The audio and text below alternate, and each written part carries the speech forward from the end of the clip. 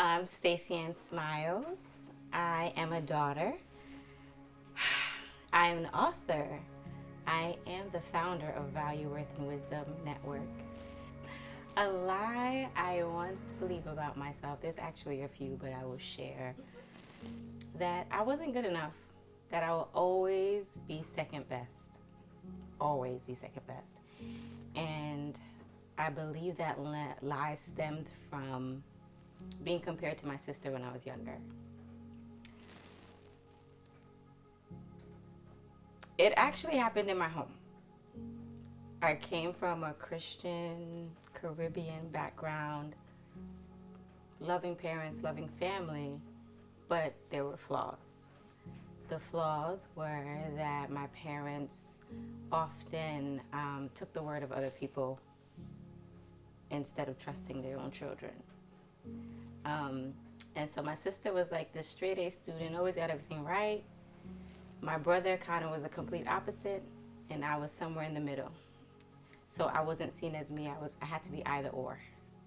So that made me feel invisible. It made me feel like I wasn't good enough.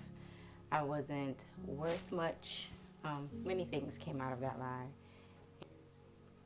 It was school and church, mainly church, I would say.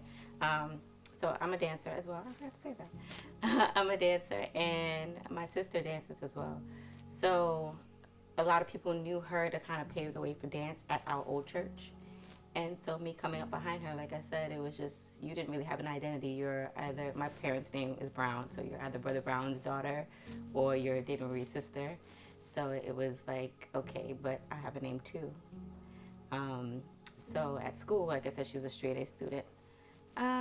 I wasn't, not that I couldn't be, I just never fully applied myself. So feeling like I wasn't enough, feeling like I wasn't worth much, that showed up in many different ways. Some of the main ways it showed up was in promiscuity. So I lost my virginity at 13 years old, and at 19 years old, I had an abortion. Rewind to when I was about 10, 11 years old. I remember in my parents' home, we used to have prayer meetings often, and there was this lady who came and she was praying, and she said that the Lord told her the enemy's purpose for me was to make me worthless. And I believed it. And fast forward, losing my virginity, having an abortion, amongst other things, it seemed like it was the truth. So for a long time I lived that and didn't believe there was anything else for me. It took me a while to really allow the truth to be embedded in my heart. There were times where God spoke to me several times to remind me of his truth. I remember, and it seemed like it always happened after a breakup. The first time I was, I think, about 16 years old, high school, my first heartbreak, and the scripture is true, God draws close to the brokenhearted. He told me I was royalty. And I believed it at first.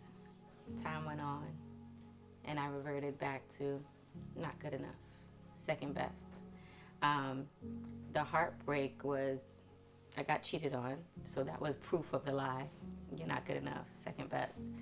And then later on in college, same, God reminded me, you're my daughter, you're mine, you're loved. I believed it for a while, and then reverted back. And of course, again, heartbreak.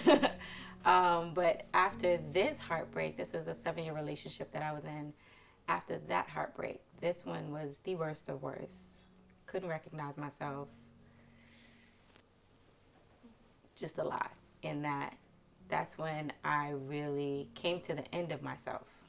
And I was tired, physically tired, mentally tired, emotionally tired, spiritually. I didn't have anything to give. And because I didn't have anything else to give, I just needed God to meet me there. Friends couldn't give me anything. Parents couldn't give me anything. I didn't want the church lingo, I wanted something real.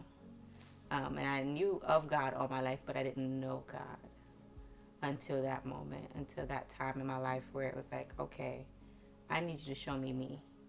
And I need you to show me you, the real you, not from a preacher's message, not from a song that I dance to, not from anything else that anyone else wants to share. I need you.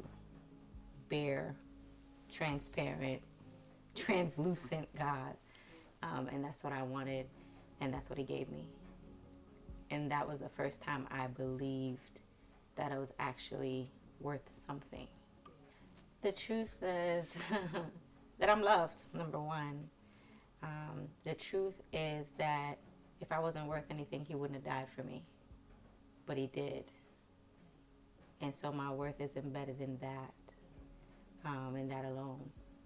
Not anything external, not my hair, not my eyes, not my degrees, not my job, but just because I'm his. Now, now I walk in it. I have moments of struggle, not in the same way though. I realize that I might overcome something on this level, but then on the next level, I'm like, okay, I'm facing it again, but not in the same way. But also this time I know how to respond to it. And so it's not starting at square one, but like first grade, second grade, third grade. I don't know what grade this is. I find the lie quicker. I actually take time to sit down and find the lie. Where did this come from? Where did it start? Why did it start? And what's the truth? I replace it with the truth repeatedly. I remind myself of the truth. And of course, the truth is his word. I dig. That's what I do. I have two scriptures. The first one is Proverbs 31:10. A virtuous woman who can find, for her worth is far above rubies. That I really hold dear because it clearly states that my worth is far above, to me, anything that I could carnally think of. And the second one is actually the commandments. Love the Lord your God with all your heart, all your mind, all your soul, all your strength, and love your neighbor as yourself. I learned that a big piece of my journey was because I didn't love myself as well. I wasn't taught how important it was to have a healthy relationship with yourself. And so before trying to pour out to other people, I have to sit in the middle. And before I even get to the middle of loving myself, I have to love God.